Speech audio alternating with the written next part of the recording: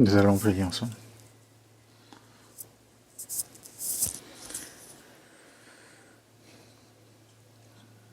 Dieu, notre Père qui est plein d'amour et de grâce,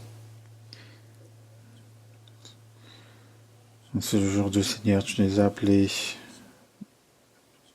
ensemble pour apprendre ta parole. Nous te remercions. À cette heure-ci, sois avec le Saint-Esprit à travers ta parole, que tu puisses nous éclairer notre âme et de nous donner la sagesse pour discerner quelle est la vérité. Et la première retraite est en cours. Toutes les personnes qui écoutent la parole pour la première fois, qu'aucun ne se perde, mais que tout le monde puisse recevoir le salut. Nous te demandons de l'aide et de l'aide aussi à tous ceux qui guident ces âmes.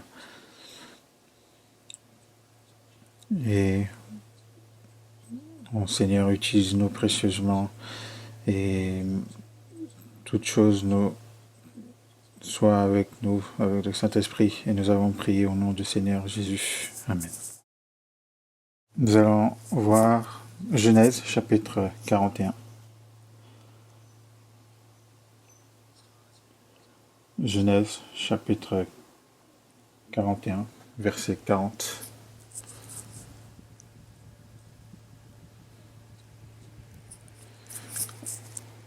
Je vais vous lire. Chapitre 41, verset 40. J'ai t'établi sur ma maison, et tout mon peuple obéira à tes ordres.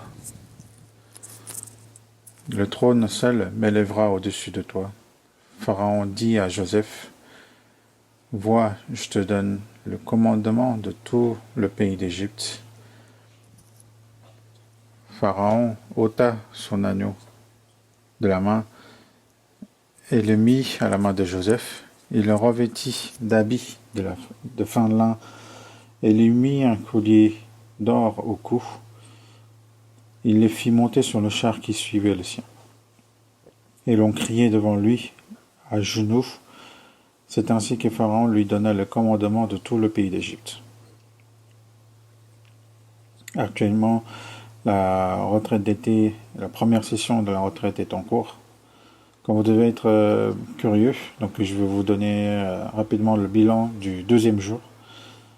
Il y a eu 11 246 inscriptions préalables, 445 inscriptions sur place, 519 personnes participant à notre session, et au total, donc 12 213 personnes se sont inscrites et écoutent actuellement la parole ensemble.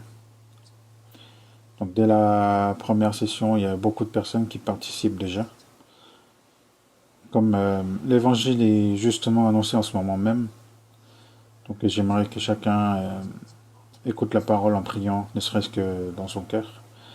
Aujourd'hui, le passage de Genèse 41 nous parle donc de Joseph. J'aimerais donner le titre, donc c'est Pharaon de Joseph et Pharaon de Moïse. Joseph peut être donc une ombre, une préfiguration de Jésus, parce que Joseph est une ombre de Jésus. Et le roi Pharaon du temps de Joseph peut, sous certains aspects, être une ombre de Dieu le Père. Mais le Pharaon qui apparaît dans l'Exode est un mauvais Pharaon, n'est-ce pas? C'est le roi d'Égypte qui retient fermement le peuple d'Israël et l'empêche absolument de sortir d'Égypte. Et comme Moïse est lui aussi une ombre de Jésus, le Pharaon de l'Exode peut être une ombre du diable. C'est pourquoi donc je voudrais parler aujourd'hui sous ce titre Joseph, Pharaon de Joseph et Pharaon de Moïse. Tout d'abord, j'explique brièvement que Joseph est une ombre de Jésus et que Moïse est également une ombre de Jésus. Ensuite, l'on regarde les paroles que le roi Pharaon prononce au temps de Joseph en Égypte, plusieurs d'entre elles ressemblent beaucoup à ce que Dieu nous dit à nous. Il faut donc qu'on y réfléchisse. Puis le roi, donc Pharaon, qui gouvernait l'Égypte au temps de Moïse, est une ombre du diable. Le fait que Moïse fasse absolument sortir les Israélites d'Égypte correspond à la manière dont Jésus nous délivre de Satan. Moïse adopte une attitude très ferme et parvient coûte que coûte à faire sortir le peuple d'Israël d'Égypte. Nous devons apprendre de cette fermeté aussi. Et lorsque Moïse fait sortir le peuple d'Israël d'Égypte, la Bible dit qu'Israël est à la fois le fils de Dieu et est une armée que Dieu a appelée. Mais donc pourquoi donc l'Exode a-t-il eu lieu? C'était pour combattre. De même donc pour nous qui vivons à l'époque du Nouveau Testament, le Seigneur nous a sauvés afin de nous appeler au combat spirituel.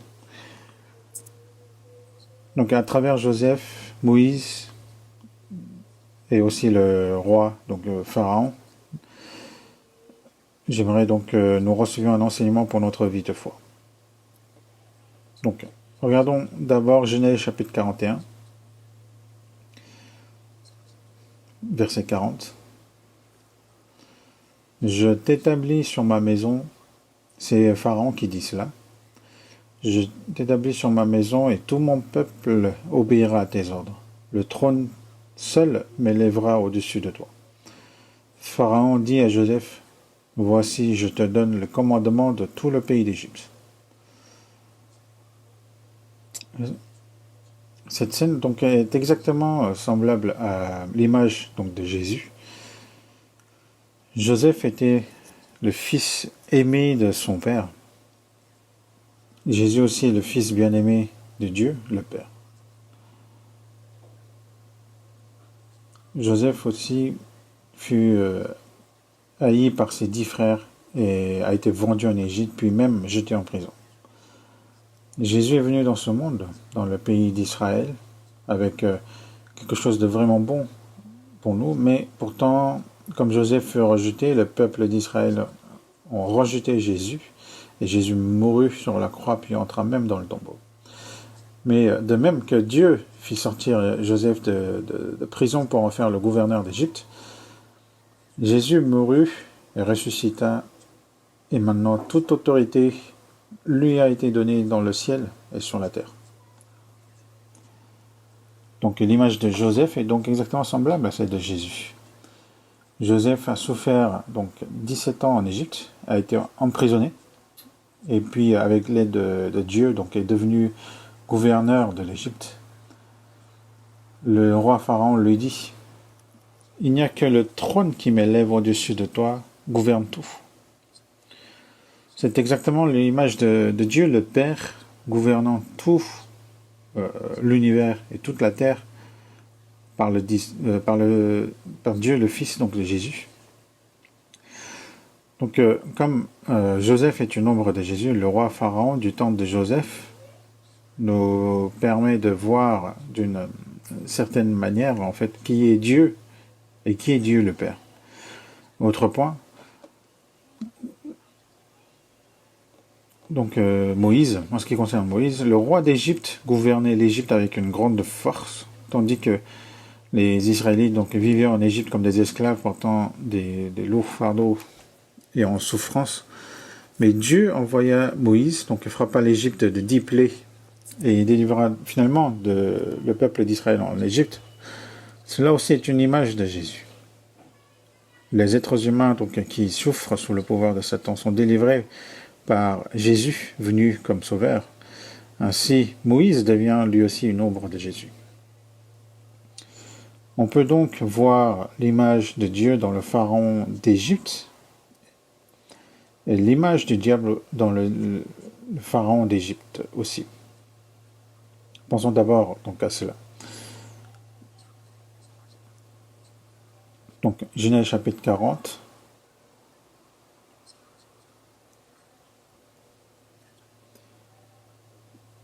Chapitre 40, verset 1. lorsque nous essayons de comprendre la Bible,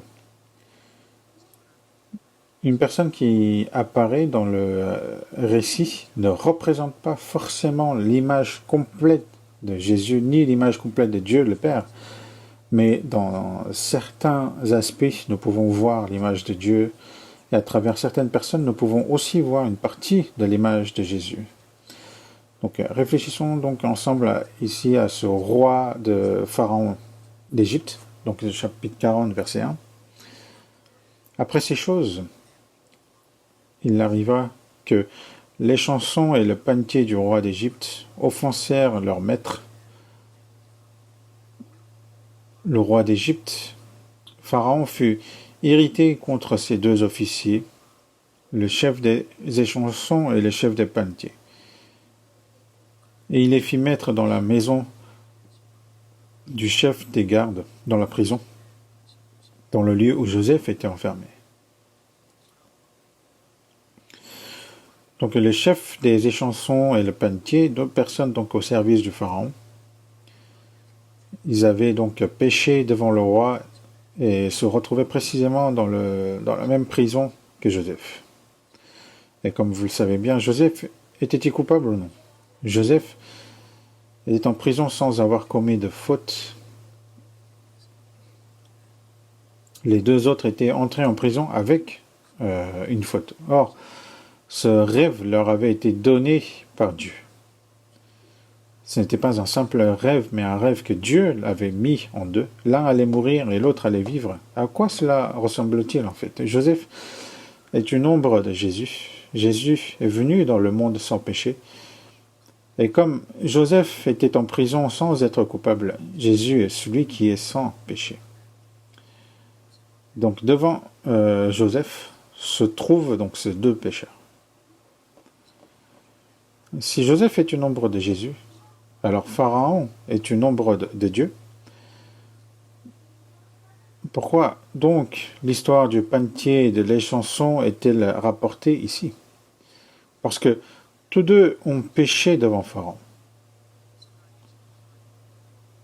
Cela montre que l'être humain se tient comme pécheur donc devant le Dieu vivant. Et tous les hommes sont donc sous le péché. Mais l'un vit devant Pharaon et l'autre meurt. Nous allons voir, verset 9. Le chef des échansons raconta son songe à Joseph et lui dit: dans mon songe, voici, il y avait un cep devant moi, et ce cep avait 3 sarments. Quand il eut poussé, sa fleur se développa et ses grappes donnèrent des raisins mûrs. La coupe de Pharaon était dans ma main. Je pris les raisins, je les pressai dans la coupe de Pharaon, et je mis la coupe dans la main de Pharaon. Joseph lui dit: en voici l'explication. Les 3 sarments sont 3 jours. Encore 3 jours, et Pharaon relèvera ta tête et te rétablira dans ta charge. Tu mettras la coupe dans la main de Pharaon, comme tu en avais l'habitude lorsque tu étais son échanson.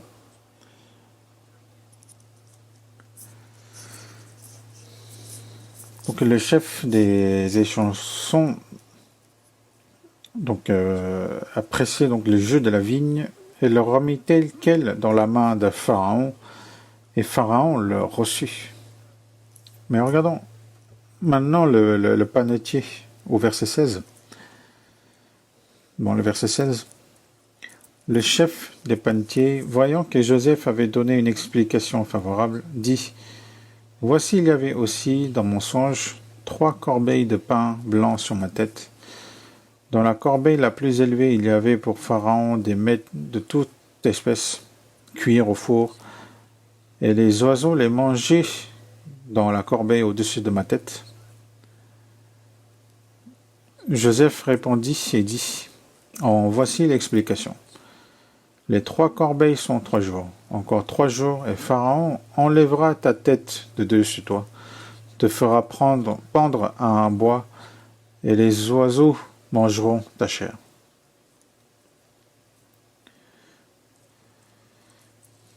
Mais ici, Pourquoi Dieu a-t-il fait écrire ces choses dans la Bible? Tous les deux avaient péché devant Pharaon. Il y a du pain et du vin, et chacun les présenta au roi Pharaon. Pourtant les chansons ont vécu et le panetier mourut. Pourquoi cela est-il raconté? Et ce que Joseph avait annoncé s'est accompli, n'est-ce pas? Dans la Bible, que représentent fondamentalement le pain et le vin? Ils sont une image de l'évangile de Jésus, n'est-ce pas? Dans Genèse chapitre 14, déjà, lorsque Melchisédek bénit Abraham, il apporta du pain et du vin. Ce pain et ce vin deviennent donc l'image de la chair et du sang de Jésus. Les chansons prirent les raisins, les pressa tels quels et les remit tels quels au roi, et le roi les reçut. Mais pour le panetier, il y avait 3 corbeilles de pain blanc. S'il les avait apportés tels quels, cela aurait été bon. Si vous regardez encore, dans le verset 16, il y a 3 corbeilles de pain. Et au verset 17, dans la corbeille la plus élevée,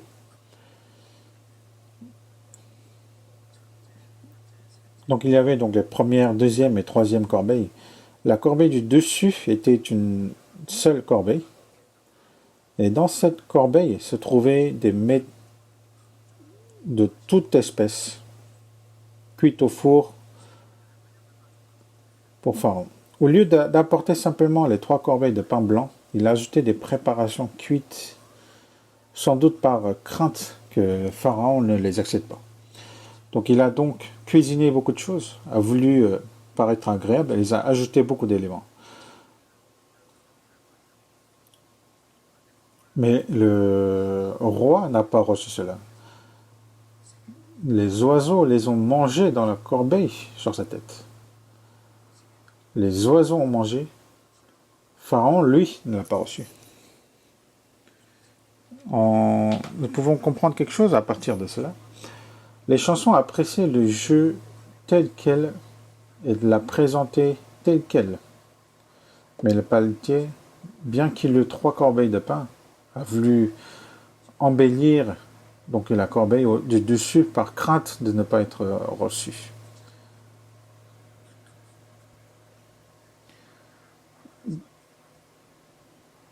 Donc il a rajouté plein de choses sur ses pains. Et donc en ajoutant autre chose du pain, il finit par mourir. Donc nous pouvons recevoir ici un enseignement très important. Le roi n'a pas accepté cela. L'évangile, c'est ce que le Seigneur a entièrement accompli. Ce que le Seigneur a fait doit être apporté tel quel, exactement tel quel. Alors Dieu le reçoit. Lorsque nous allons au ciel, nous y allons en nous appuyant uniquement sur le mérite parfait de Jésus. Mais si quelqu'un dit « Ah, mais le mérite de Jésus ne suffit peut-être pas », et ajoute quelque chose pour plaire à Dieu, comme c'est mais de toute espèce cuite au four, cela devient donc un autre évangile. Le grand évangéliste Charles Spurgeon a dit « Si l'on ajoute ne serait-ce qu'un atome au mérite de Jésus, c'est un autre évangile. » Un atome est extrêmement petit. On va au ciel, donc en s'appuyant à 100% sur le seul mérite de Jésus. On ne le doit rien y ajouter, pas même un peu. C'est pourquoi la Bible insiste, si quelqu'un annonce un autre évangile, qu'il soit anathème. Ces 2 hommes, donc devant Pharaon, représentent donc tous les pécheurs devant Dieu. Il n'y a qu'un seul chemin pour s'approcher de Dieu. Il faut s'approcher de lui en s'appuyant sur le mérite parfait du Seigneur. Il est dit que malheur à eux, car ils ont suivi la voie de Caïn. Car Abel offrit les premiers-nés de son troupeau de leur graisse, mais Caïn chercha à venir devant Dieu avec les fruits de la terre, avec ses efforts, son zèle et son travail. Donc s'appuyer sur le mérite humaine ou ajouter quelque chose au mérite de Jésus, c'est un autre évangile. Et la Bible dit que si quelqu'un annonce un autre évangile, qu'il soit anathème. On va voir dans Galates chapitre 1.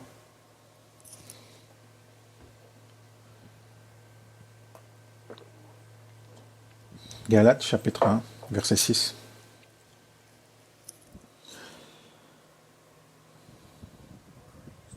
Je m'étonne que vous vous détourniez si promptement de celui qui vous a appelé par la grâce de Christ pour passer à un autre évangile.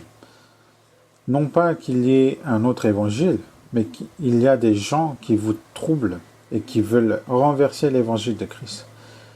Mais quand un ange du ciel annoncerait un autre évangile que celui que nous vous avons prêché, qu'il soit anathème.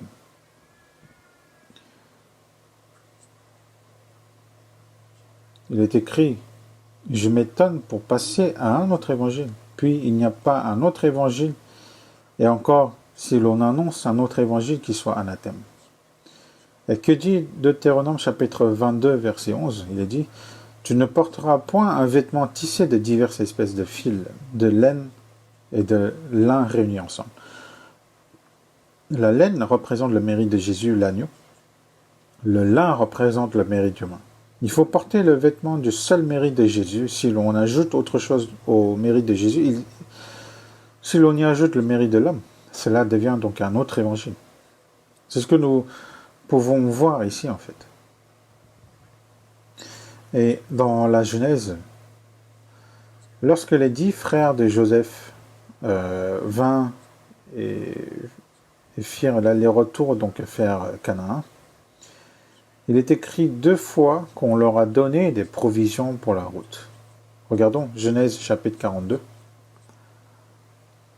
Genèse chapitre 42, verset 25.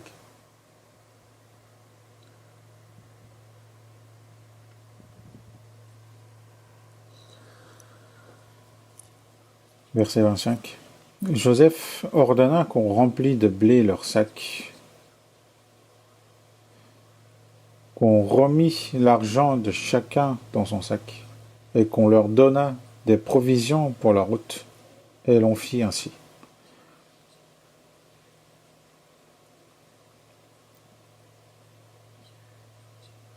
L'expression ici provision pour la route apparaît ici une première fois, et dans Genèse chapitre 45.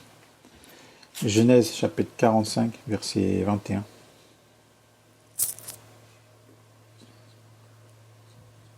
Chapitre 45, verset 21.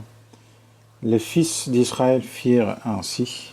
Joseph leur donna des chars selon l'ordre de Pharaon. Il leur donna aussi des provisions pour la route. Ici aussi, le roi Pharaon fait donner des provisions pour la route, donc aux frères de Joseph.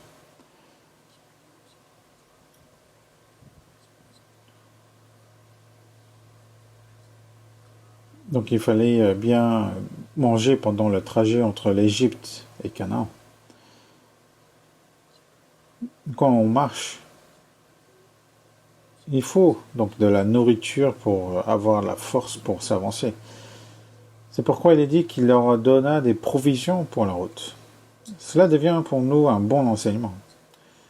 Joseph ordonne de donner des provisions pour la route, et Pharaon aussi ordonne de donner des provisions pour la route. De même, puisque Joseph est une ombre de Jésus et Pharaon une ombre de Dieu le Père, nous pouvons recevoir donc un bel enseignement ici. Nous marchons donc sur la route de la vie jusqu'au jour où nous nous tiendrons donc devant le Seigneur. Le Seigneur nous donne des provisions bien meilleures donc pour cette route. Jusqu'à ce que nous tenions devant lui, nous avons donc besoin de nourriture. Comme donc Pharaon et Joseph donnèrent des provisions aux frères de Joseph, le Seigneur donne clairement aux saints donc la nourriture nécessaire au chemin de la vie jusqu'à leur arrivée donc dans le royaume des cieux.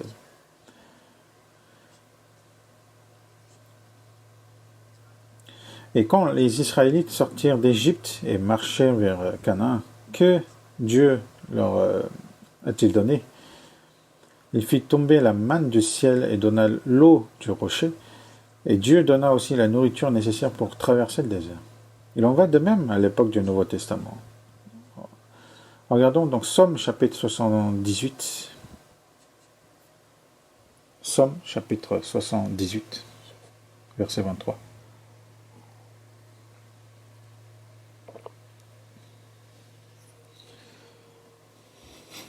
Verset 23. Et il commanda aux nuages d'en haut, et il ouvrit les portes des cieux. Il fit pleuvoir sur eux la manne pour nourriture, il leur donna le blé du ciel. Ils mangèrent tous les pains des grands, il leur envoyait de la nourriture à satiété.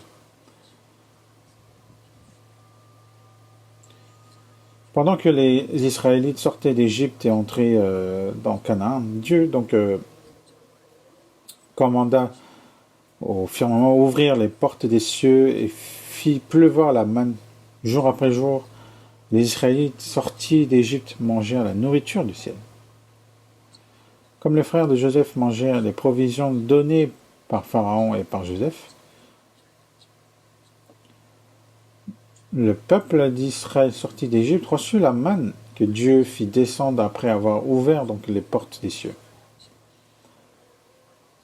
Et dans quelle mesure Dieu leur a-t-il donné? À satiété, c'est-à-dire en quantité suffisante. Ils purent manger et traverser les déserts avec force. La manne tombait chaque jour du ciel. Exode 16 dit qu'elle était petite et ronde, et qu'elle avait l'apparence du bédélium. Autrement dit, elle ressemble donc à une perle. La perle se forme dans la souffrance. Jésus est mort donc sur la croix et ressuscité pour devenir pour nous le pain de vie. Toutes les bénédictions descendent donc sur la base du mérite de Jésus. Et comme la manne était petite et ronde, tout le monde pouvait en manger. Donc elle tombait chaque jour. Son goût était si bon qu'il est dit qu'elle avait le goût d'un gâteau au miel. Elle était très douce et délicieuse, mais pourtant, parce qu'ils ne mangeaient que la manne, les Israélites finirent donc par ne plus l'aimer. Ils disaient qu'elle n'avait pas de goût alors qu'elle en avait.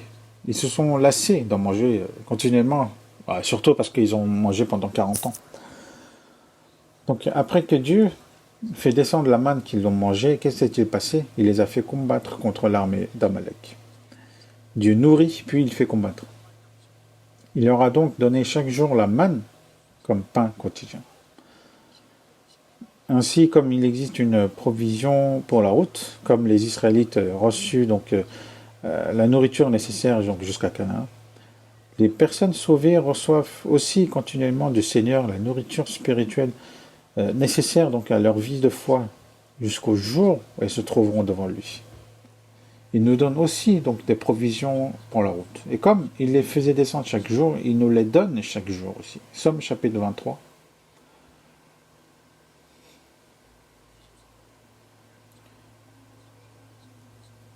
Somme chapitre 23, versets 1 à 3. Je vous lis. L'Éternel est mon berger, je ne manquerai de rien. Il me fait reposer de verts pâturages, il me dirige près des eaux paisibles. Il restaure mon âme, il me conduit dans les sentiers de la justice à cause de son nom. Celui qui a l'Éternel donc pour berger, il peut dire je ne manquerai de rien. Et au verset 3, il est dit qu'il nous conduit dans les sentiers de la justice. Donc nous devons marcher sur ce chemin de la vie, et il nous faut de la nourriture pour marcher. Même les brebis donc, a besoin de nourriture pour marcher sur le chemin qui est voulu donc, par le berger. Il me fait reposer dans de verts pâturages. Il la fait manger abondamment. Puis il la dirige près des eaux paisibles. Elle mange l'herbe et boit de l'eau.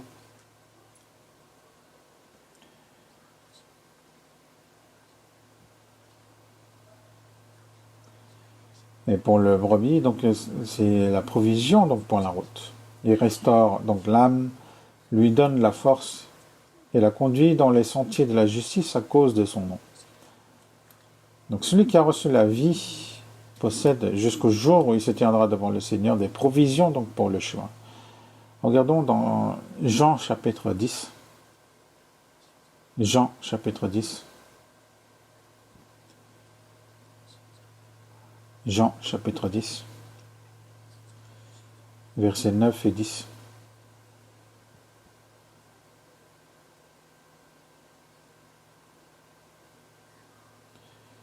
Je suis la porte.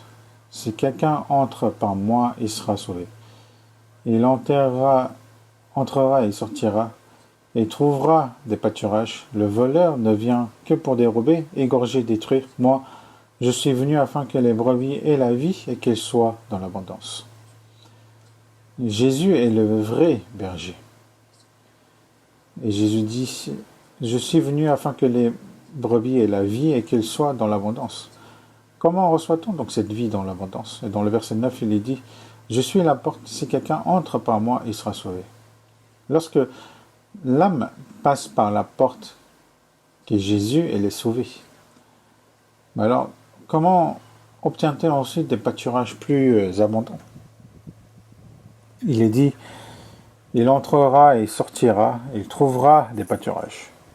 Au début, quand je lisais la Bible, je me demandais en fait ce que cela voulait dire entrer et sortir. Plus tard, j'ai compris que entrer et sortir signifie en quelque sorte faire sans cesse des allers-retours. Il ne s'agit pas d'entrer une seule fois et puis sortir une seule fois, mais de demeurer continuellement autour de Jésus, la porte des brebis. Donc celui qui entre et sort fréquemment,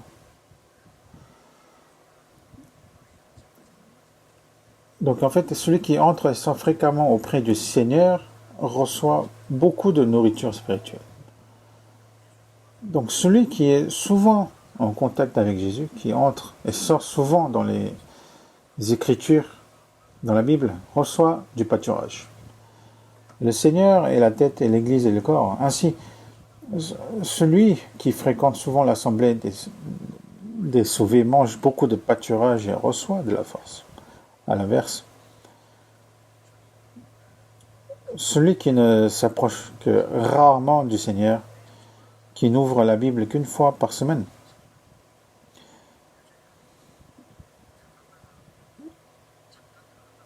et celui qui fait aussi que ça paraîtra rapidement le dimanche dans la semaine,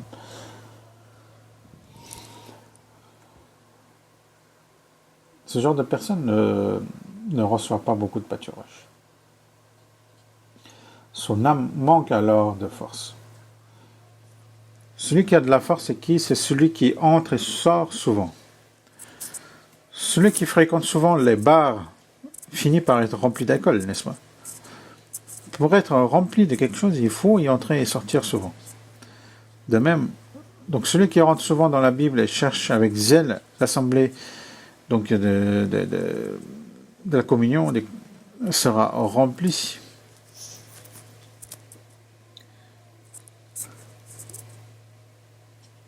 Donc pour marcher sur le chemin donc de la foi jusqu'au Seigneur, il faut de la force. Il faut donc de la nourriture. Si l'on veut que le serviteur travaille bien, il faut d'abord qu'il mange bien. Marcher dans la foi, ce n'est pas facile. Il faut donc bien se nourrir pour bien marcher. Donc Dieu ne donne pas seulement ce dont notre âme a besoin, il donne aussi ce dont notre corps a besoin.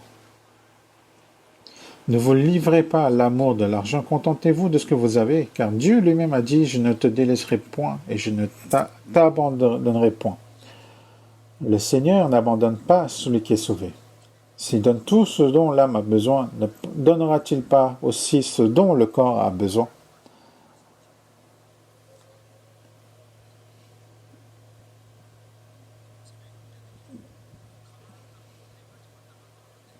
Ainsi de même que les frères de Joseph ne furent pas renvoyés affamés jusqu'au pays de Canaan, mais reçus des provisions pour la route. Dieu qui est bon donne à ceux dont il a sauvé l'âme les paroles nécessaires et tout ce qui est nécessaire au corps, donc à la chair, pour marcher sur le chemin de la vie. Regardons encore une chose dans Genèse chapitre 45. C'est Pharaon qui dit, Genèse chapitre 45,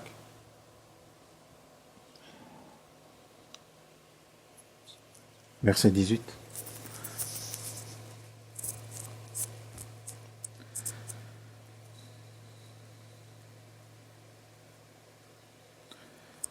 Prenez votre père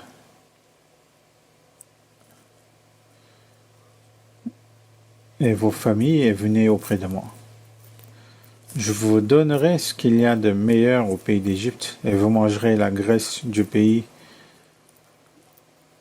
Tu as ordre de leur dire, faites ceci. Prenez dans le pays d'Égypte des chars pour vos enfants, pour vos femmes, amenez votre père et venez. Ne regrettez point ce que vous laisserez, car ce qu'il y a de meilleur dans tout le pays d'Égypte sera pour vous. Ce sont les paroles du Pharaon. Dans le verset 20, il dit que ne regrettez point ce que vous laisserez, car ce qu'il y a de meilleur dans tout le pays d'Égypte sera pour vous. Ici, donc, le Pharaon invite la famille de Jacob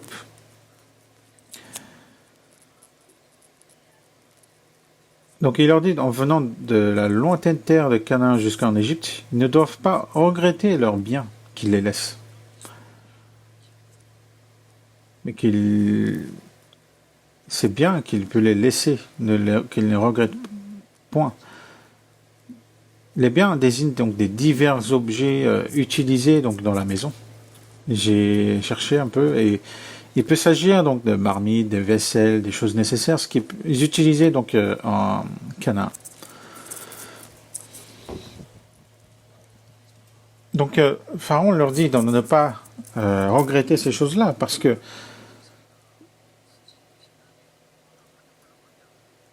pourquoi se fatiguer à les apporter alors que toutes les bonnes choses du pays d'Égypte seront à eux? Même s'ils les apportaient, qu'ils ne les utiliseraient pas parce qu'il y aurait meilleur. Parce que quand on apporte quelque chose et qu'on trouve quelque chose de meilleur, on n'utilise plus l'ancien. À l'époque, donc, Égypte était le lieu où la civilisation était la plus avancée. Ce qui était précieux en Canaan paraissait banal donc en Égypte, car de meilleures choses y étaient préparées. Donc il leur dit donc de ne pas se fatiguer à apporter toutes ces choses de la maison. Et cela signifie venez simplement légèrement, car tout est déjà là. À quoi cela nous fait penser? C'est comme si Dieu nous disait,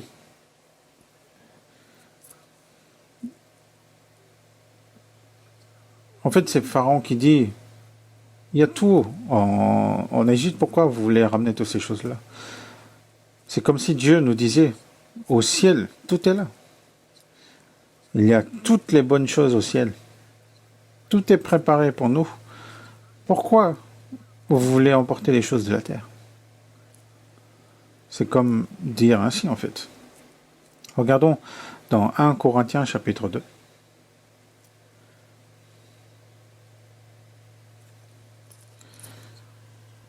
1 Corinthiens chapitre 2 verset 9.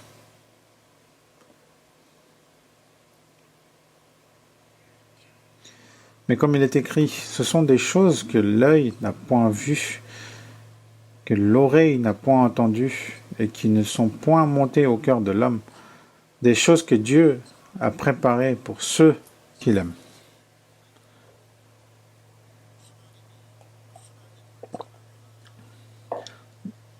Dieu a préparé toutes choses pour ceux qui l'aiment. Ce sont des choses que l'œil n'a pas vues, que l'oreille n'a pas entendues, et que le cœur de l'homme n'a même pas imaginé. Et ça, toutes ces choses-là, Dieu les a préparées au ciel. Et donc il ne manque de rien. Et le monde passe, sa convoitise aussi, mais celui qui fait la volonté de Dieu demeure éternellement, comme Jésus a dit. Le ciel et la terre passeront,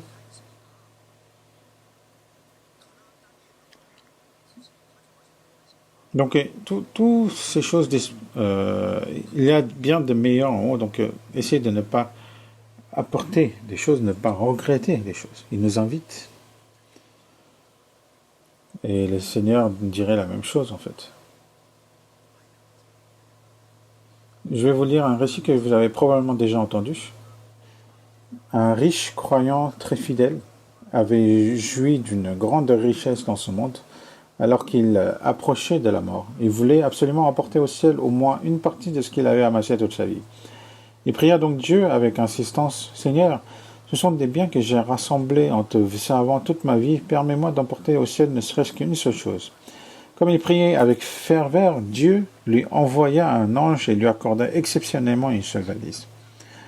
Tout réjoui, donc l'homme remplit sa valise des lingots d'or les plus purs et les plus coûteux qu'il possédait. Puis, quelque temps plus tard, il ferma les yeux. Arrivé à la porte du ciel, l'ange qui gardait la porte l'arrêta et lui dit « On ne peut rien emporter au ciel, laissez cette valise. » Le riche répondit, comme il s'était lésé, « Non, Dieu m'a accordé une permission spéciale, vérifiez donc. » L'ange vérifia et que c'était bien vrai, Dieu l'avait autorisé. L'ange perplexe demanda « Qu'y a-t-il donc dans cette valise pour que vous ayez tant voulu l'emporter ?» Voyons son contenu. Le riche ouvrit fièrement la fermeture éclair et montra les lingots d'or lourds et brillants. Alors l'ange, regardant les lingots d'or d'un air stupéfait, dit « Mais pourquoi avez-vous peiné à apporter dans votre valise le matériau qui sert à paver les rues du ciel ?» Arrivé là-bas, il découvre que l'or dont il était si fier n'est que le matériau du pavage des routes célestes. C'est la même idée en fait. Ne pensez pas à apporter les objets que vous avez là-bas. Qu'est-ce que cela signifie en fait? Vivez comme des étrangers, des voyageurs. Vivez comme des pèlerins. Et où devons-nous amasser notre trésor? Dans le ciel. Il ne faut donc pas être attaché donc aux choses de ce monde. Le monde et sa convoitise passent, tout passe. Nous devons continuellement amasser notre trésor là-haut. Regardons Matthieu chapitre 6.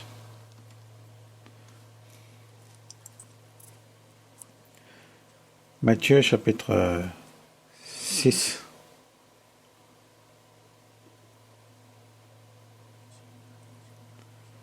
Verset 19. Ne vous amassez pas de trésors sur la terre où la teigne et la rouille détruisent, et où les voleurs percent et dérobent. Mais amassez-vous des trésors dans le ciel où la teigne et la rouille ne détruisent point, et où les voleurs ne percent ni ne dérobent. Amassez-vous des trésors dans le ciel. Les choses donc les trésors de ce monde ne sont que pour un usage temporaire. Le roi dit, ne pensez pas à apporter ces meubles en Égypte. Pourquoi vous fatiguer? C'est comme ça, il a dit. Regardons encore Genèse chapitre 45. Genèse chapitre 45.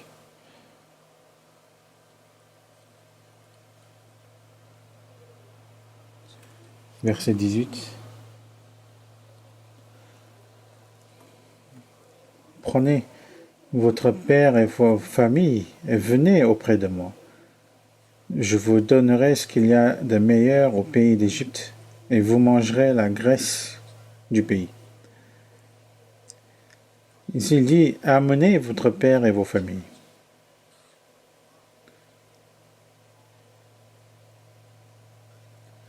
Donc ne venez pas seul, amenez toute votre famille, tous ceux qui vous appartiennent. Le roi les invite ici. Et le Seigneur, il dit, venez à moi, vous tous qui êtes fatigués et chargés, et je vous donnerai du repos. Le Seigneur invite tous les hommes. Donc nous sommes destinés à aller dans le royaume des cieux, mais nous ne devons pas y aller seuls. Nous devons emmener avec nous autant que possible beaucoup de personnes dans les bras du Seigneur. Crois au Seigneur Jésus et tu seras sauvé, toi et ta famille. Il est juste donc d'emmener avec soi les membres de sa famille. Autre point, Pharaon fait tout par Joseph. Regardons encore Genèse chapitre 41.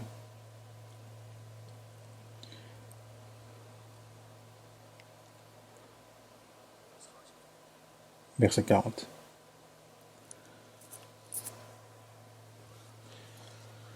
Je t'établis sur ma maison, et tout mon peuple obéira à tes ordres. Le trône seul m'élèvera au-dessus de toi. Pharaon dit à Joseph, voici, je te donne le commandement de tout le pays d'Égypte. Pharaon ici confie vraiment tout à Joseph. Et Joseph donc gouverne toute l'Égypte. Et comme Joseph est gouverneur du monde qu'est l'Égypte, Jésus, mort et ressuscité, a reçu toute autorité dans le ciel et sur la terre. N'est-ce pas? Et comme Joseph gouverne toute l'Égypte, Jésus possède maintenant toute autorité sur le ciel et la terre.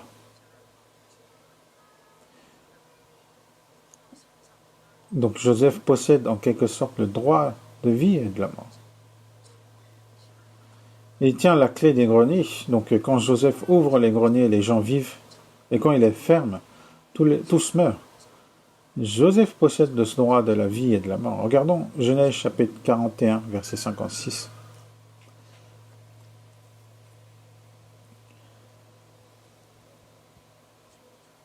Verset 56.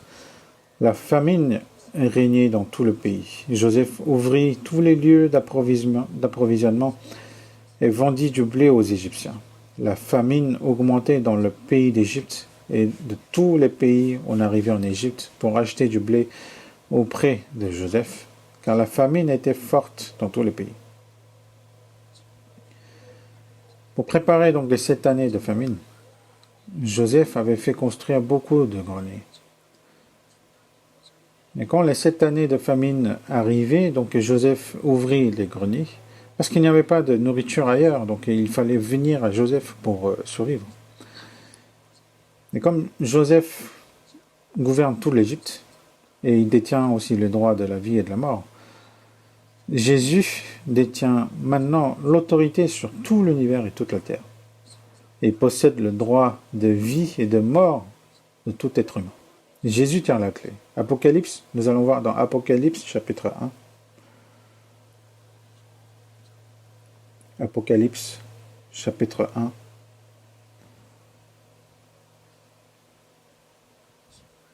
Verset 18.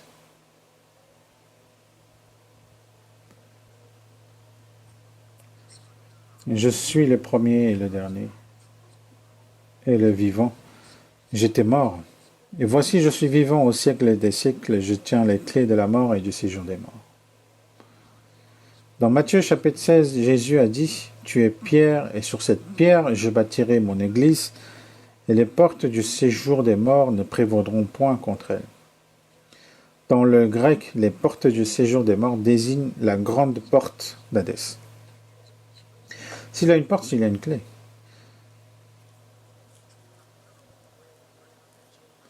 Jésus, il possède la clé de la porte du séjour des morts qui ouvre l'Hadès où l'on tombe après avoir franchi la mort. Donc comme Jésus tient les clés de la mort et du séjour des morts, celui qui s'oppose au Seigneur jusqu'au bout est ouvertement livré à ce lieu par Jésus. Et si le Seigneur ouvre une autre porte, cette personne entre dans le ciel. Regardons Apocalypse chapitre 3. Apocalypse chapitre 3, verset 7. Écrit à l'ange de l'église de Philadelphie, voici ce que dit le Saint, le véritable, celui qui a la clé de David, celui qui ouvre et personne ne fermera, celui qui ferme et personne n'ouvrira. La clé de David désigne les grâces assurées à David, c'est-à-dire la grâce du salut. Lorsque Lydie, donc marchande de pourpre à Thyatire, entendit donc la parole de Dieu et a dit que le Seigneur donc a ouvert son cœur, qu'elle fut attentive à ce qu'il disait Paul, comme il dit dans Actes. Donc c'est le Seigneur lui ouvrait le cœur, ainsi elle a compris l'évangile, c'est le Seigneur qui possède cette clé. Jésus est donc celui qui tient la clé de David et ouvre la porte du salut à ceux qui désirent la vérité. Quand le Seigneur ouvre, on est sauvé. Pendant cette retraite, si le Seigneur ouvre la porte à ceux qui désirent la vérité, ils comprennent l'évangile et reçoivent le pardon des péchés et sont sauvés. Luther désirait être sauvé et a pratiqué des grandes austérités dans un monastère augustinien pour comprendre l'évangile. Il ne le comprenait pas bien. Mais quand le Seigneur lui ouvrit la porte, il comprit. Et John Wesley était même allé aux États-Unis comme missionnaire, mais sa mission avait échoué. Pourtant, assis au fond d'une petite réunion à Aldersgate, quand le Seigneur lui ouvrit la porte, le salut s'accomplit. Le Seigneur possède la clé. Comme Joseph possédait toutes les réserves, lorsque Joseph ouvrait les greniers, les gens vivaient, et lorsqu'il fermait les greniers, ils mouraient. De même, Jésus possède tout droit de vie et de mort sur les êtres humains. Celui qui vient donc à Joseph reçoit la nourriture, celui qui refuse d'aller à Joseph meurt.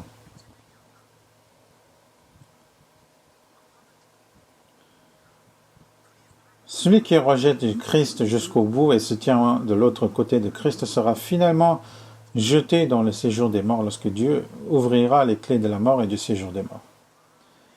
Venez à moi, vous tous qui êtes fatigués et chargés, je vous donnerai du repos. Joseph donc possède la clé. Mais Joseph n'est pas le seul à distribuer. Nous recevons donc de Jésus et indirectement nous distribuons aussi. Nous ressemblons donc à ces personnes qui possèdent de petits greniers. Nous recevons du Seigneur et nous distribuons aux autres. Et dans Luc chapitre 12, il est dit que vos reins soient sains et vos lampes allumées. Puis il dit que le serviteur fidèle et prudent est celui qui ouvre et distribue la nourriture au temps convenable.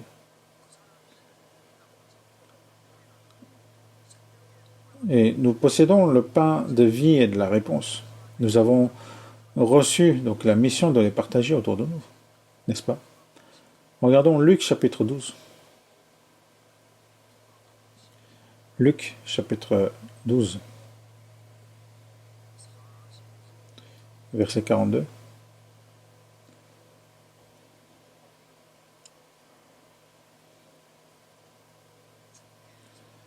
Et le Seigneur dit, quel est donc l'économe fidèle et prudent que le maître établira sur ces gens pour leur donner la nourriture au temps convenable? Donc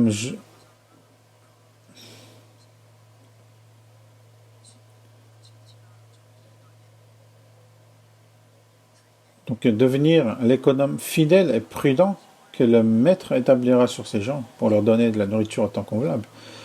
Comme Joseph ouvrait les greniers et distribuait la nourriture, nous recevons la nourriture du Seigneur et la distribuons. Et celui qui la mange donc peut être sauvé. Et maintenant, passons au pharaon du temps de Moïse. Il devient donc une ombre du diable. Comme ce pharaon gouvernait l'Égypte d'une main très forte, le diable gouverne ce monde avec puissance. Et comme il imposait de lourds fardeaux aux Israélites pour les empêcher de sortir d'Égypte, les non-sauvés souffrent sous le pouvoir de Satan en portant le fardeau du péché. Lorsque Moïse, par la puissance de Dieu, fit venir 10 plaies sur l'Égypte, ce pharaon endurci fut contraint de laisser partir donc les Israélites, mais il essaya jusqu'au bout de négocier pour ne pas les laisser partir. Et dans cette insistance à retenir les Israélites, donc nous voyons exactement l'image du diable. Et le diable est un génie de la négociation et du compromis. Il tente sans cesse de négocier. On va voir dans Exode chapitre 8. Exode chapitre 8, verset 25.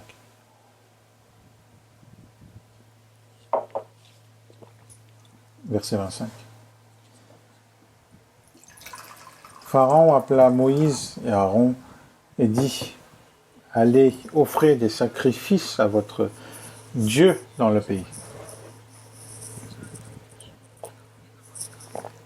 Comme les Israélites voulaient absolument sortir et comme Pharaon subissait les plaies, il fit une proposition.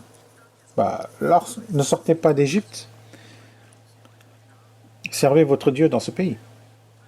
Mais ils répondirent: nous ne pouvons pas faire cela.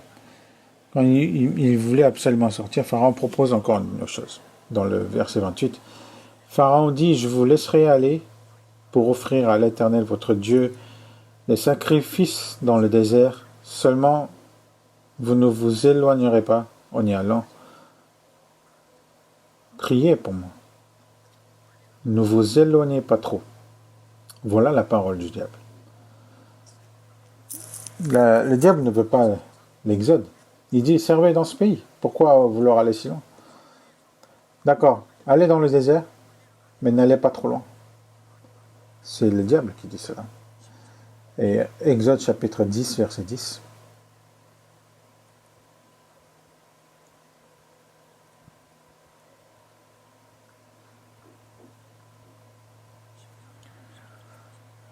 Exode chapitre 10, verset 10. Pharaon leur dit que l'Éternel soit avec vous, tout comme je vous laisserai aller, vous et vos enfants. Prenez garde, car le malheur est devant vous. Non, non, allez, vous les hommes, et servez l'Éternel, car c'est là ce que vous avez demandé. Et on les chassa de la présence de Pharaon.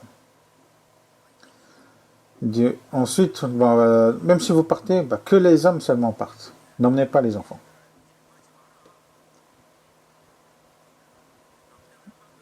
Donc, seulement les hommes, vous y allez.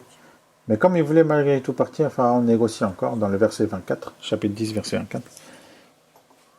Pharaon appela Moïse et dit: allez servir l'Éternel, il n'y aura que vos brebis et vos bœufs qui resteront, vos enfants pourront aller avec vous. Il dit maintenant: partez tous, mais les brebis et les bœufs, non, laissez-les ici. Il continue de négocier.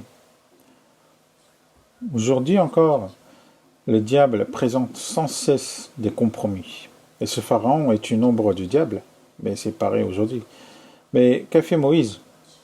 Moïse fit tout sortir. Dans le verset 24,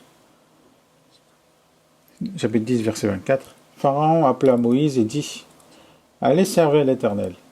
Il n'y aura que vos brebis et vos bœufs qui resteront. Vos enfants pourront aller avec vous. Moïse répondit: tu mettras toi-même entre nos mains de quoi faire les sacrifices et les holocaustes que nous offrirons à l'Éternel notre Dieu. Nos troupeaux iront avec nous et il ne restera pas un ongle.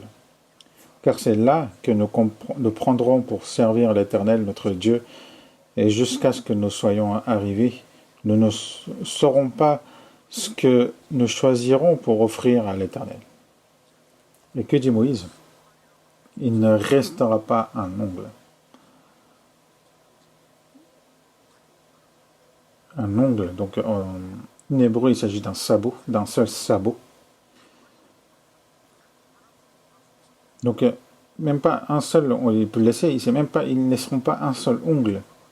Donc Moïse dit, nous ne laisserons pas un sabot. Moïse fait résolument sortir tout ce qui appartient à Dieu. Il réalise un exode donc complet.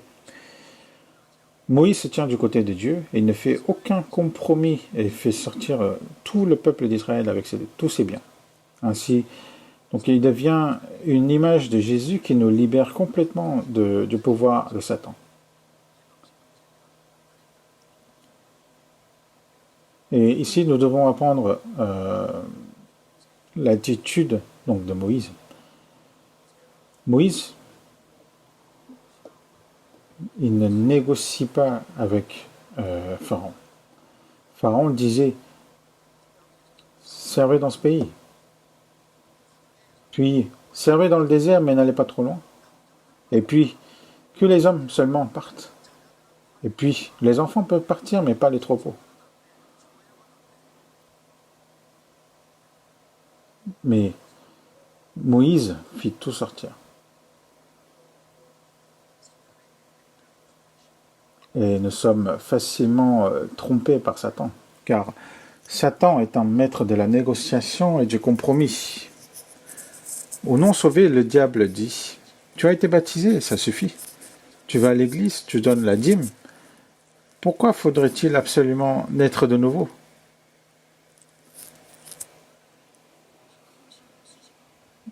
Pourquoi tu veux être de nouveau ?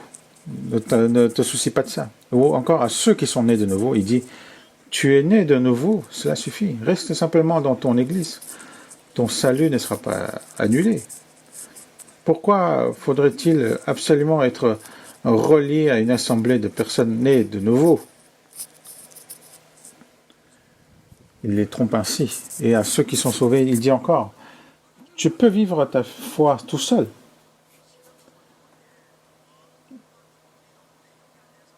Si tu es relié à l'assemblée des sauvés, il y aura des conflits. Tu devras donner de ton temps, il y aura des complications. Vis donc seul avec dignité. Donc, il suffit que tu vis seul ta vie de foi. Tu n'as pas besoin d'être dans l'assemblée. Il le trompe ainsi. Et il dit encore, tu es sauvé, cela suffit. Pourquoi faudrait-il que ta famille croie aussi ? Pourquoi encore si ta famille est sauvée, cela suffit, pourquoi faire venir les voisins ? Puis il dit encore, évangéliser dans le pays suffit, pourquoi aller jusqu'à l'étranger ? Et puis il dira encore, louer une salle pour l'église, cela suffit, pourquoi construire un bâtiment d'église pour que davantage de personnes soient sauvées ? Il trompe. Il dit encore, être sauvé par grâce suffit, pourquoi souffrir et te consacrer ? Il négocie ainsi. Il dit encore, être sauvé suffit, pourquoi chercher la récompense ? Il nous trompe ainsi. Être né suffit. Pourquoi grandir et mûrir dans la foi ?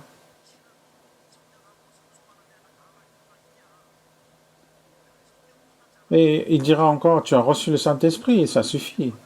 Pourquoi être rempli du Saint-Esprit ?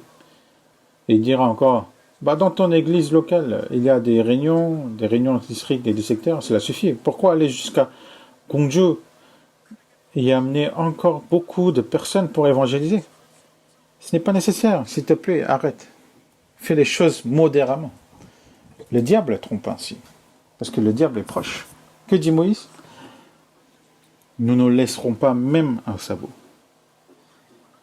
Et il adopte une attitude très très ferme. Et dans notre vie de foi aussi, nous ne devons jamais compromettre ce qui est clairement établi dans la Bible. Si nous avons franchi la porte étroite, le Seigneur nous a ordonné de marcher sur le chemin étroit. Et l'expiation est forcément une expiation éternelle. Il faut être sauvé pour aller dans le royaume des cieux. Celui qui est sauvé, il doit demeurer dans l'assemblée des sauvés. Et nous avons aussi reçu du Seigneur le commandement d'annoncer l'évangile. Et celui qui a reçu le Saint-Esprit doit être conduit par le Saint-Esprit. Moïse adopte une attitude très ferme. et ne restera pas un seul animal. Élie, lui, qu'a-t-il dit? Il a combattu donc les prophètes de Baal et d'Astarté. Il fit descendre le feu du ciel face aux 450 prophètes de Baal. Et puis il dit, saisissez les prophètes de Baal, qu'aucun d'eux n'échappe. Ils les saisirent. Et Élie les fit descendre au torrent de Kison où il les égorgea. Il ne laissa pas échapper un seul prophète de Baal. Donc, j'ai lu une histoire d'un jeune chrétien qui avait trouvé un emploi dans une organisation, mais qui donna sa démission. Et quand on lui demanda pourquoi, il répondit, « Ah, ce n'est pas pour une autre raison, c'est parce que je suis inquiet. Si je reste ici, la saleté qui touche ma peau atteindra bientôt mes os. »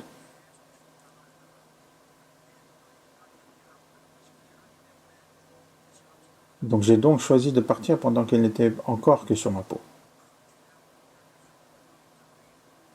Comme ce lieu pouvait le relier à un grand péché, il aurait pu gagner de l'argent en y restant, mais il risquait d'être contaminé jusqu'aux os. Il est donc sorti rapidement dès que sa peau était touchée.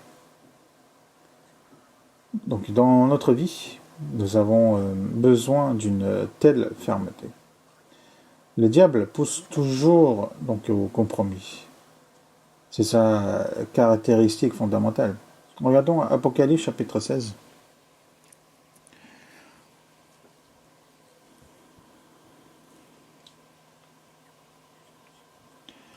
Apocalypse chapitre 16, verset 13.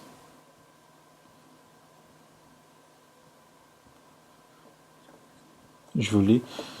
Et je vis sortir de la gueule du dragon et de la gueule de la bête et de la bouche du faux prophète 3 esprits impurs semblables à des grenouilles, car ce sont des esprits de démons. Les mauvais esprits sont décrits comme semblables à des grenouilles. Pourquoi appelle-t-on les esprits démoniaques des esprits semblables à des grenouilles? Dans Lévitique chapitre 11, la chauve-souris était aussi déclarée donc comme impure.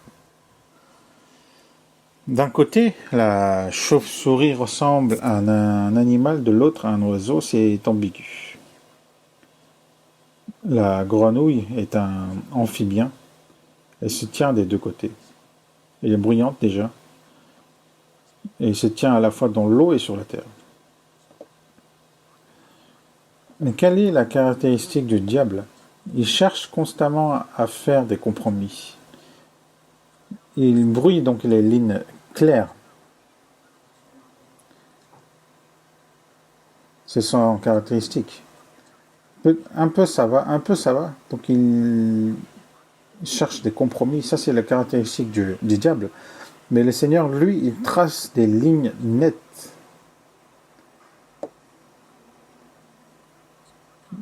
Et que votre parole soit oui, oui, non, non. Comme Dieu sépare la lumière des ténèbres, le Seigneur et la parole séparent clairement. Donc c'est ce caractéristique. Le diable, lui, rend les choses floues, crée des zones grises et pousse tout à faire passer vaguement. Et qu'est-ce qu'il dit aussi, le diable? Un seul, ce n'est pas grave. Si l'on accepte un seul compromis, on en accepte ensuite 2. Et avec le temps, on s'éloigne du bon chemin. Je vais lire une parole attribuée donc à Augustin. Quelqu'un dit, le diable a dû créer les mouches. Donc les mouches. Il dit que c'est pas Dieu qui a créé, mais c'est le diable. Et un autre répond, si le diable a créé des mouches, cela veut dire qu'il a facilement créé des insectes. Je le crois. Il semble aussi que le diable crée des petits oiseaux qui les mangent. Alors, dans ce cas, alors le diable pourrait aussi avoir créé l'homme. La conclusion devient ainsi, le diable aurait créé l'homme. Si l'on accepte une idée fausse, elle peut progressivement produire toutes sortes de conclusions étranges. Et je vais lire encore une autre histoire. Entre le Tennessee et la Virginie, il y avait donc une maison située exactement sur la frontière entre les deux États.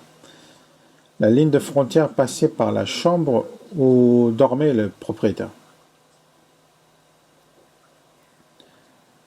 Donc la maison se situait vraiment à la frontière.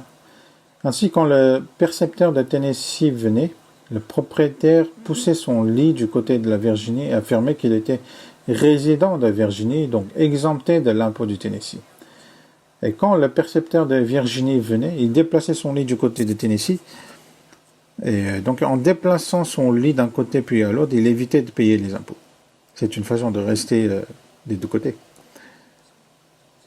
Dans l'ensemble, dans la globalité de la Bible, on voit que même à l'époque des juges, le fait de ne pas exterminer ce que Dieu avait ordonné d'exterminer est devenu une source de malheur. Salomon eut aussi 1000 femmes. Il a introduit beaucoup de femmes étrangères et permis finalement qu'elles construisent des autels pour servir des idoles. Donc Salomon, c'est celui qui introduit l'idolâtrie en Israël, et cela devint donc une source de malheur qui répandit dans tout Israël. Si l'on tolère une seule chose mauvaise, cela se répand. Moïse donc a adopté une attitude très ferme. Dans notre vie de foi aussi, il est nécessaire de tracer clairement des lignes sur ce que la Bible établit donc clairement. Regardons Exode chapitre 12. Lorsque l'Israël sortit d'Égypte, il fut appelé comme une armée. Exode chapitre 12, verset 41.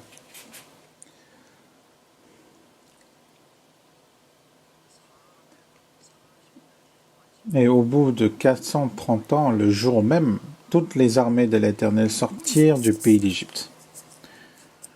Dans Exode chapitre 4, verset 22, il est aussi dit « Israël est mon fils, mon premier-né ». Israël est d'un côté le fils, mais d'un autre côté, il est une armée. Quand Moïse fit sortir les Israélites d'Égypte, Dieu les appela comme une armée. Aussitôt, après l'Exode, donc les 12 tribus d'Israël se rassemblèrent 3 par 3 autour des bannières en formation de combat. Regardons Nombre chapitre 1. Nombre chapitre 1.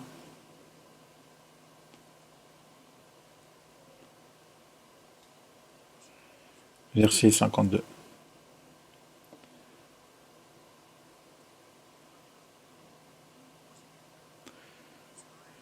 Les enfants d'Israël camperont chacun dans son camp, chacun près de sa bannière, selon leur division.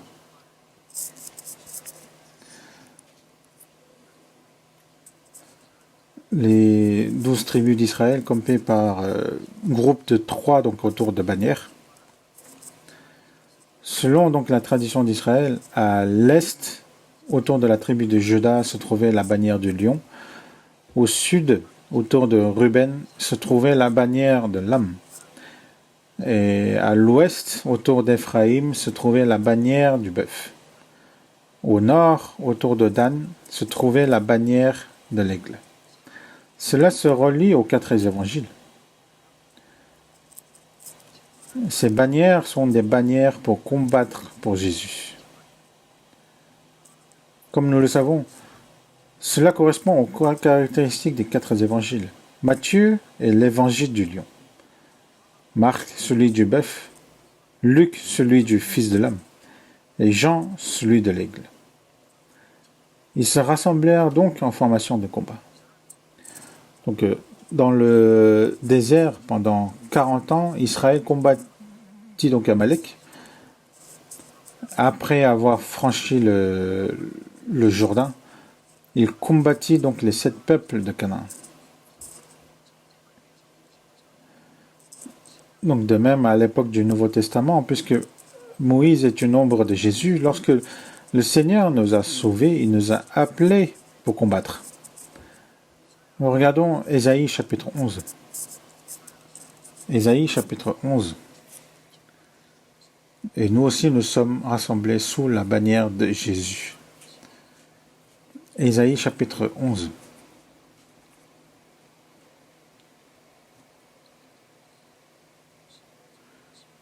Verset 10.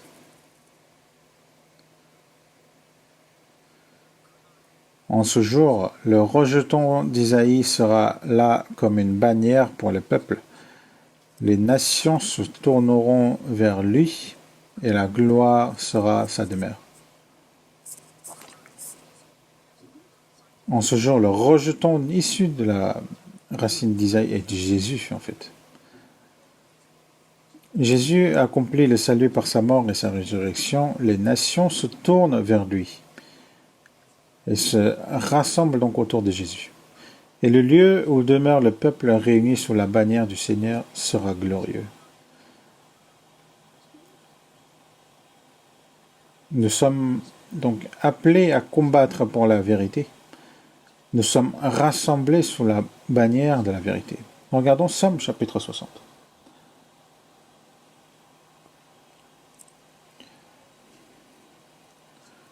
Somme chapitre 60, verset 4.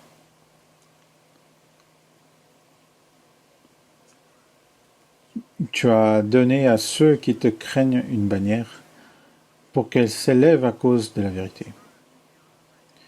Dieu donne une bannière à ceux qui le craignent et le fait s'élever pour la vérité.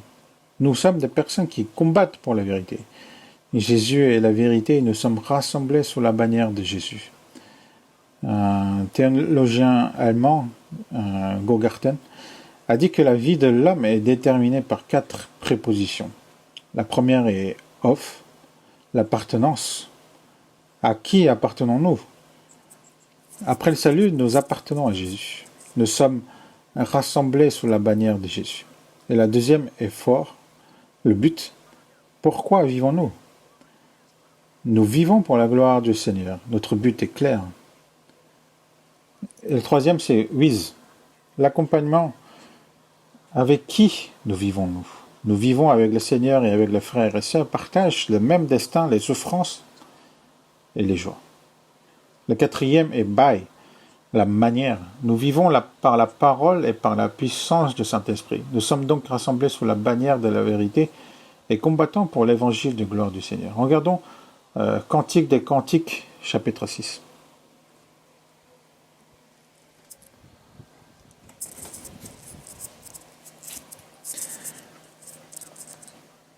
Cantique des Cantiques, chapitre 6, verset 4, on le lisons ensemble.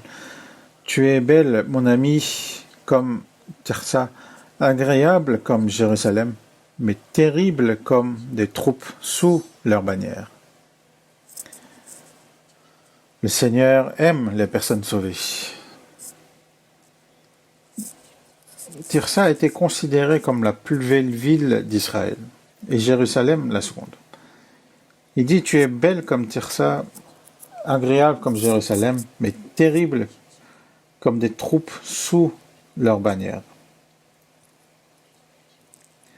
L'Église, qui est l'épouse du Christ, est comme une armée sous ses bannières. Nous sommes en formation de combat.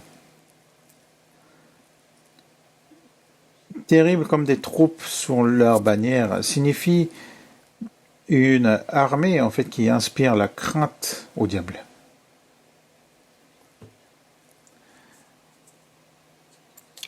L'Église que le Seigneur a établie est une donc armée sous ses bannières. Comme Israël combattit donc les 7 peuples de Canaan et Amalek, nous aussi donc après le salut, comment nous sommes donc nous avons un combat contre nous-mêmes et un combat entre 2 royaumes. Actuellement, donc, nous avons été appelés comme une armée. Là où seul le royaume de Satan existait, Jésus a introduit le royaume de Dieu. Lorsque nous annonçons donc l'évangile et que des personnes sont sauvées, le royaume de Dieu s'étend. Nous avons été appelés pour le combat. Donc quand une personne devient-elle membre du royaume de Dieu? Lorsqu'elle reçoit le pardon des péchés Regardons quelques versets. Colossiens chapitre 1. Colossiens chapitre 1.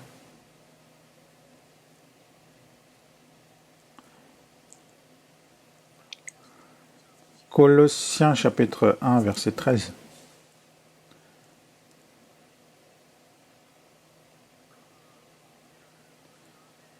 Il nous a délivrés de la puissance des ténèbres et nous a transportés dans le royaume du Fils de son amour, en qui nous avons la rédemption, la rémission des péchés.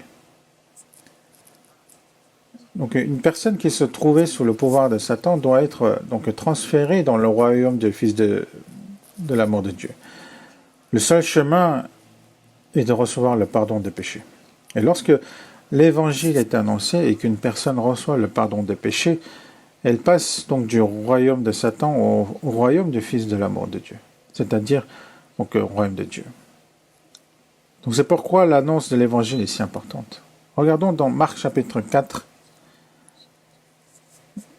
Marc chapitre 4, verset 11.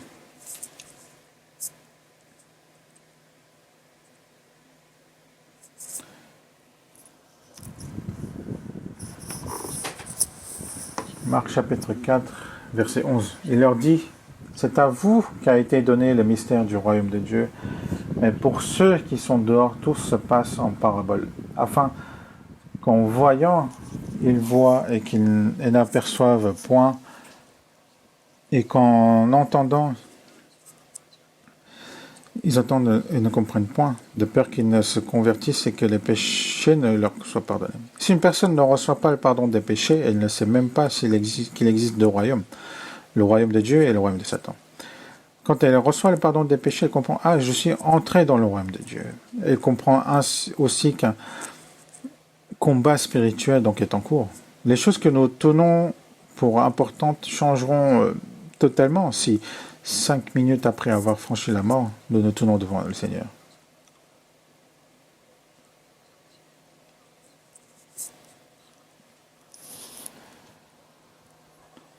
Et que ce soit des rendez-vous qu'on a, des prévus, beaucoup de choses. Mais devant le Seigneur, nous saurons que les temps de prière pour l'évangélisation, l'étude assidue de la Bible, l'annonce de l'évangile et le partage des souffrances et des joies pour l'évangile étaient les choses les plus importantes. C'est ce que nous saurons. Il faut vraiment savoir ce qui est vraiment important. Résumons brièvement ce que je vous ai parlé aujourd'hui. Donc, le roi Pharaon d'Égypte peut, sous un certain aspect, être l'ombre de Dieu. Les deux pécheurs devant Pharaon montrent donc l'image de tous les êtres humains et l'image des hommes pécheurs. Et qui le roi a-t-il reçu? Celui qui apporta le pain et le vin tel quel. Ainsi, nous sommes acceptés seulement si nous recevons l'évangile du salut accompli par Jésus et si nous le venons tel quel. Si nous pensons que le mérite de Jésus est insuffisant et ajoutons autre chose, alors après la mort, tout cela se révélera être un autre évangile et nous ne pourrons qu'être perdus. Une autre leçon, ceux qui ont été sauvés par le sang du Seigneur reçoivent, comme Pharaon et Joseph donnèrent des provisions pour la route, toute la nourriture nécessaire à leur âme sur le chemin de la vie. Il faut bien la recevoir pour marcher sur ce chemin de la vie. Et le roi dit, ne pensez pas apporter des objets de Canaan. Ne vous y attachez pas trop. Tout est ici. Donc si nous levons les yeux, nous voyons que tout est au ciel. Puisque tout y est, nous devons vivre en pèlerin. Il faut vivre sérieusement dans ce monde, mais sans être trop attaché aux choses du monde. Et comme Dieu gouvernait l'Égypte par Joseph, Dieu gouverne toutes choses par Jésus. Nous devons savoir clairement que celui qui détient le droit de la vie et de la mort, c'est Jésus. Et nous sommes reliés à Jésus pour devenir nous aussi des personnes qui distribuent la nourriture. Et comme Moïse se tint du côté de Dieu et fit sortir tout ce qui était sous le pouvoir du pharaon d'Égypte, sans compromis, nous devons donc nous tenir du côté du Seigneur et avec lui donc délivrer coûte que coûte les personnes qui sont sous le pouvoir de Satan. Pourquoi? Parce que nous avons été appelés pour combattre. Nous devons penser que nous avons été appelés comme des soldats. Pendant cette retraite, nous menons un combat spirituel en 7 sessions. Souvenons-nous que le roi a dit « Amenez toute votre famille ». Puisque le ciel est si bon, nous devons y emmener le plus grand nombre possible de personnes. Et comme il y avait de bonnes choses dans le pays d'Égypte, il y a vraiment de toutes les bonnes choses au ciel. Donc nous devons y conduire le plus grand nombre possible de personnes. Le seul moyen est d'annoncer l'évangile. Prions ensemble. Dieu, notre Père, qui est miséricordieux, tu nous as sauvés par le sang précieux de Jésus et nous te remercions de nous faire vivre dans l'espérance. Et cette retraite qui se tiendra en cette session, que tu sois avec nous, que tu montres ta puissance et que tu puisses nous utiliser précieusement en toi, Seigneur, pour que beaucoup de personnes puissent se revenir vers le Seigneur. Et nous te demandons d'œuvrer pour cela et nous avons prié au nom du Seigneur Jésus. Amen.